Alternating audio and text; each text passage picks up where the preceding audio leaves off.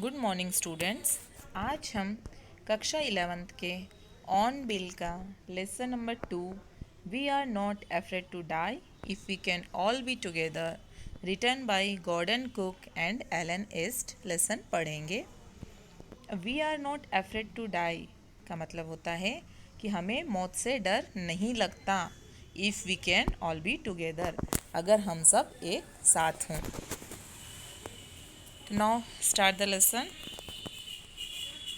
In July 1976, my wife Mary, son Jonathan 6, daughter Suzanne 7, and I set sail from Plymouth, England to duplicate the round the world voyage made 200 years earlier by Captain James Cook.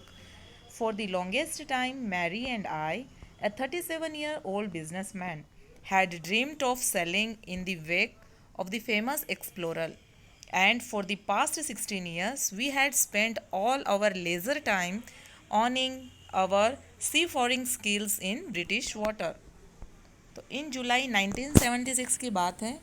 वो कहते हैं कि मेरी पत्नी का नाम है Mary और पुत्र जोनाथन जो कि 6 वर्ष का है और पुत्री सुजैन जो 7 साल की है, और मैं प्लीमाउथ इंग्लैंड से रवाना हुए थे। वे 200 वर्ष पूर्व कैप्टन जेम्स कुक के द्वारा एक संसार की समुद्री यात्रा का दौरा किया गया था, तो वो समुद्री यात्रा का दौरा करना चाहते थे।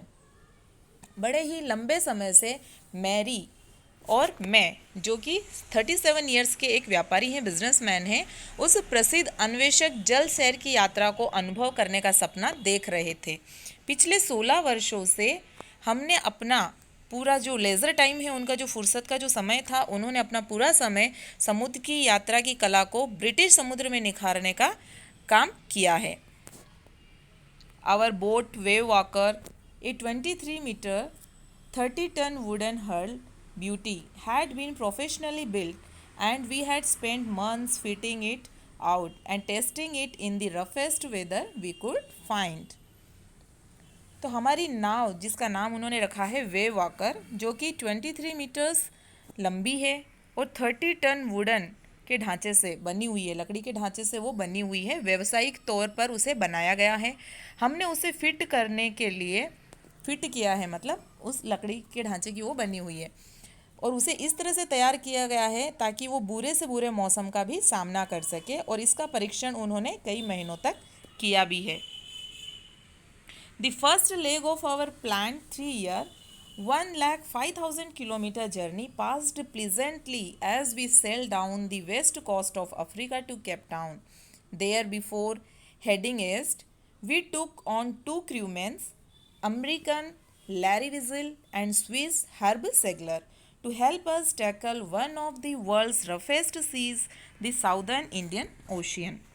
हमारी 3 वर्ष की जो 1,05,000 किलोमीटर की यात्रा का जो प्रथम भाग था, वो बड़े ही मज़े से गुजरा था, बड़े ही एंजॉय करते हुए उन्होंने वो टाइम बिताया था।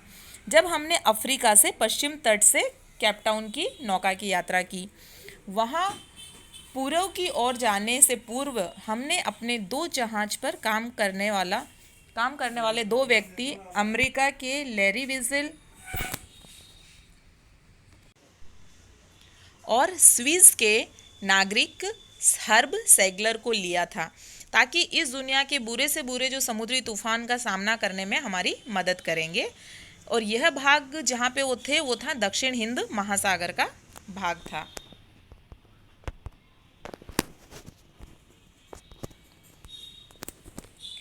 अब on our second day out of Cape Town, we began to encounter strong gales for the next few weeks.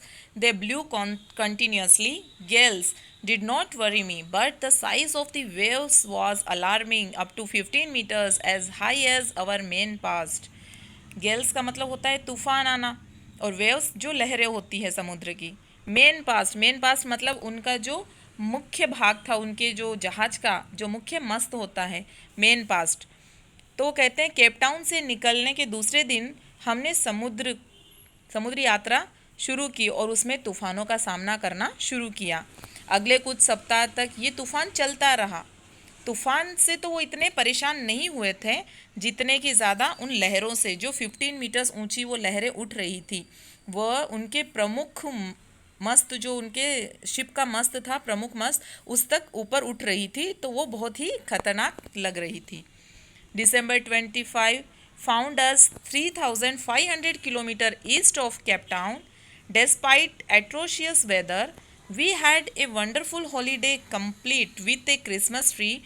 New Year's Day saw no improvement in the weather, but we reasoned that it had to change soon, and it did change for the worse. 25 दिसंबर तक हम Cape Town पूर्व में 3005 kilometre तक दूर हम पहुंच चुके थे। खराब मौसम के बावजूद भी हमने क्रिसमस डे मनाया था और नए साल के दिन भी मौसम खराब ही रहा, लेकिन हमने सोचा शायद जल्द ही ये मौसम में बदलाव आएगा। बदलाव तो आया, पर कैसा बदलाव आया? Change soon at it did change तो हुआ, बट फॉर द वर्स, बहुत ही बुरा मौसम हो चुका था। मौसम जो था वो और ज़्यादा ख़राब हो चुका था। तो इस लेसन का ये पार्ट 1 हम यहीं कंप्लीट स्टॉप करते हैं। नेक्स्ट पार्ट 2 में कंटिन्यू करेंगे।